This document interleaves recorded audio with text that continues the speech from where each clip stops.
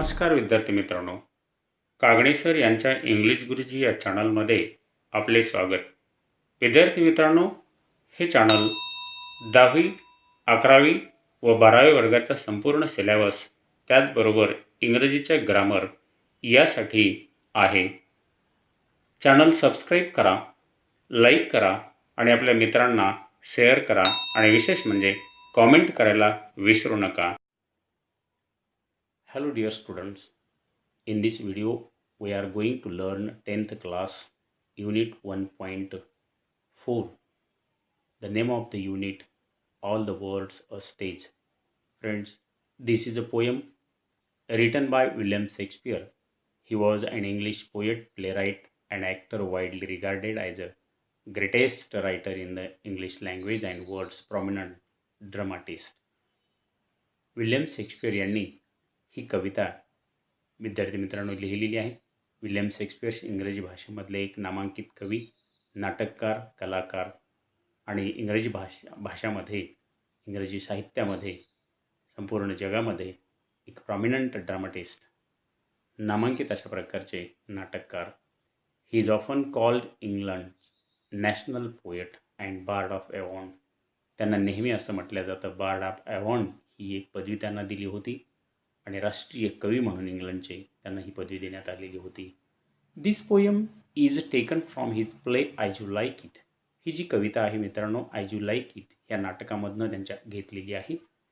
Hair he compares the worlds to a stage where the drama of human life is enacted. या कवितेमध्ये अतिशय short अशा प्रकारची summary किंवा सारांश आपल्याला म्हणता येईल की या कवितेमध्ये त्यांनी संपूर्ण जग हे एक रंगमंच आहे आणि या रंगमंचातले पात्र म्हणजे संपूर्ण मानवजात आहे असं त्यांनी म्हटलेलं आहे. Let us see the whole poem.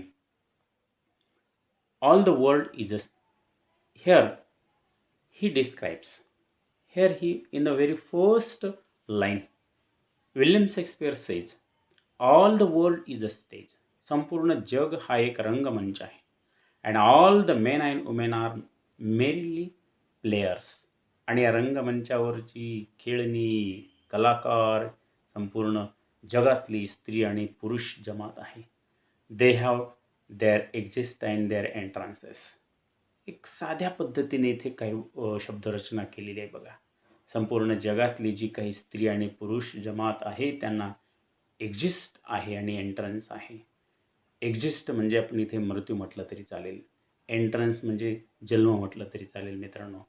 And one man in his time plays many parts. आणि या ठिकाणी म्हटलेलं आहे एक माणूस वेगवेगळ्या प्रकारच्या भूमिका वठवत असतो. His act being 7 ages. आणि जवळपास 7 प्रकारचं वय त्या माणसाला संपूर्ण आयुष्यामध्ये मिळत असतं, त्याच्या जन्मापासून ते त्याच्या मृत्यूपर्यंत. विद्यार्थी मित्रांनो, अतिशय साध्या पद्धतीने ही कविता लिहिलेली आहे, परंतु इट इज व्हेरी इफेक्टिव्ह, अतिशय परिणामकारक आहे.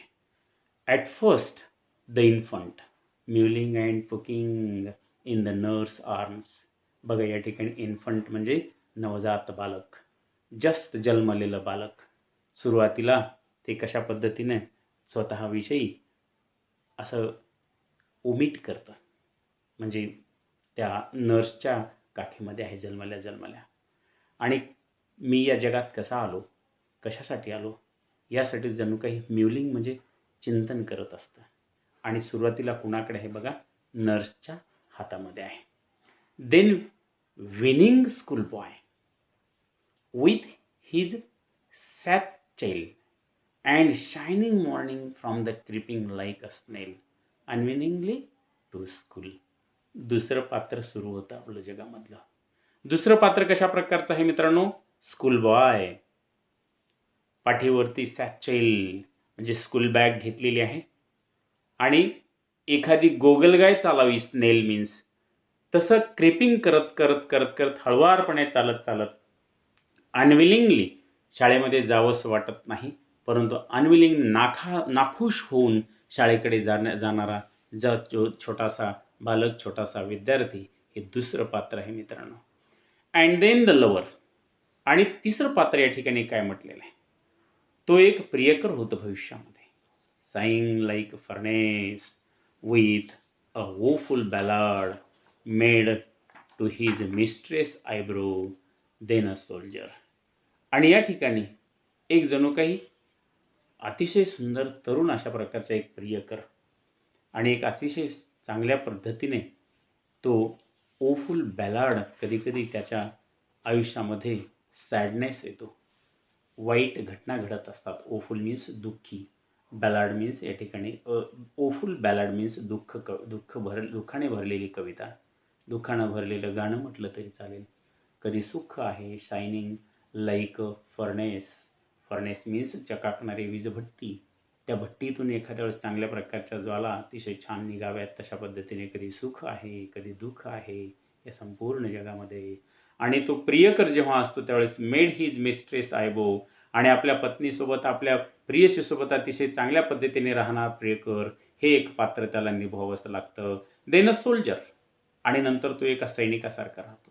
फुल of strange oath and beard like the pard and jealous in a honour, sudden and quick in a quarrel and seeking the bubble reputation even in the cannon mouth. आणि या ठिकाणी कॅनॉट्स mouth means अतिशय धोका. कधी धोका असेल तरीसुद्धा तो धोका पत्करायला तयार होतो जेव्हा तो यंग असतो, सोल्जर असतो, एका सैनिकासारखा असतो आणि मनामध्ये आणाभाका भरायला तो तयार असतो. फुल ऑफ स्ट्रेंथ होत, मनामध्ये भरपूर ताकद असते आणि अशा पद्धतीने एखाद्या पार्डसारखा, या ठिकाणी पार्ड मीन्स लिओपार्ड, एखाद्या बिबट्यासारखा तो जंगलामध्ये राजासारखा चलावा त्या पद्धतीने चालतो. आणि जलस इन ऑनर, एक मान सन्मान मनामध्ये भरलेला असतो. Sudden and quick in quarrel, भांडण करायला तो केव्हाही तयार असतो. त्याचबरोबर बबल रिप्युटेशन, आणि तो तयारीत असतो. सिकिंग मीन्स सर्च, शोधत असतो की आपल्याला प्रसिद्धी ताबडतोब कशी मिळेल. बबल मीन्स ताबडतोब प्रसिद्धी कशी मिळेल, आणि धोका असला तरी चालेल मग तो प्रसिद्धीच्या मागे असतो. And then the justice in fair round belly with good capon line. आणि पुन्हा नंतर मात्र तोच हळूहळू पुढच्या त्याच्या एका स्टेपमध्ये जातो आणि न्यायभूमिका त्याला वटवावी लागत असते. In fair round belly with a good capon line. Good capon line means या ठिकाणी with excess fat and careless eating habit. कुठल्याही पद्धतीने कसंही केव्हाही खाल्ल्याच्या नंतर हळूहळू त्याचं वय वाढत जातं. वय वाढल्याच्या नंतर तो लोकांना ज्ञान सांगायला सुरुवात करत असतो. एक काळचा बालक, एक काळचा तरुण, एक काळचा सैनिक, आणि आता तो थोडासा वय झुकतं, त्याचं वय वृद्ध होत असतो. With eyes severe and beard for formal cut. आणि हळूहळू त्याच्या अंगावरचे केस, दाढी जी काही आहे ती वाढत असते. त्याच्या डोळ्याभोवती जी काही वलय आहे ते हळूहळू वाढत असतं, काळसर वलय. Full of wise saws and modern instances. आता या ठिकाणी एक शहाणपणाचं बोलणं येतं त्याचं. वाईज सॉज मीन्स सेज, आणि आधुनिक अशा प्रकारच्या कुठल्याही पद्धतीच्या घटना तो सांगत असतो. And so he plays his part. आणि हळूहळू एक शहाण्या माणसाची भूमिका तो वटवत असतो. पुढचं जे सावध त्याचं जी काही भूमिका आहे ती 6वी भूमिका कोणती आहे मित्रांनो?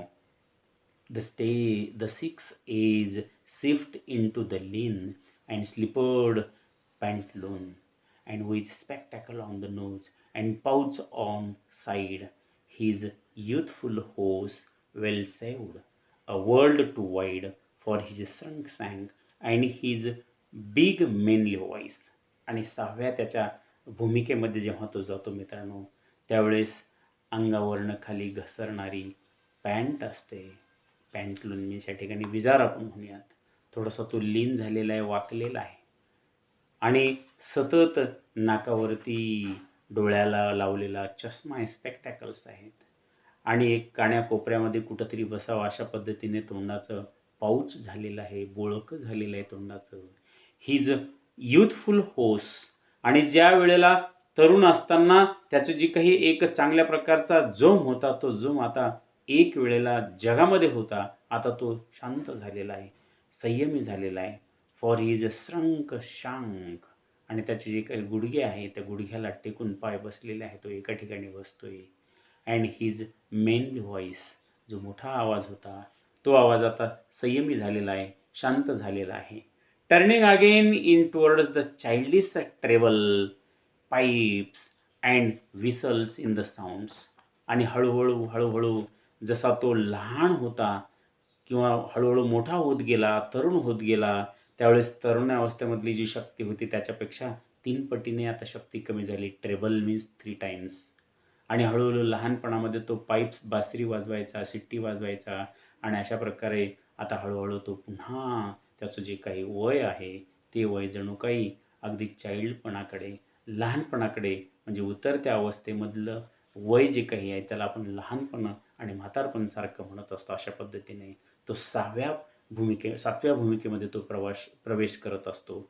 Last scene of all that ends this strange eventful history is a second childness and merely oblivion. Sans teeth, sans sight, sans taste, sans everything. बघा या ठिकाणी शेवटच्या आणि 7व्या जेव्हा भूमिकेमध्ये तो जात असतो मित्रांनो, कधी अनकॉन्शियस होतो, ऑब्लिव्हियन होतो, तर कधी सेकंड चाइल्डिशनेस म्हटलेलं आहे. म्हातार माणूस आणि लहान बालक दोघंही सारखे असतात असं आपण म्हणत असतो. आणि त्याचे जे काही सॅन्स टीथ, तोंडामध्ये दात नाहीत, तोंड हे दाताच्या शिवाय आहे. आईज डोळ्यांनी दिसत नाही, टेस्ट कुठली चव येत नाही आणि सगळ्याशिवाय SA आणि सॅन्स मीन्स च्या शिवाय सगळ्या गोष्टीच्या शिवाय संपूर्ण जग वाटतं त्याला आणि ते जग आता मात्र नकोसं वाटत असतं.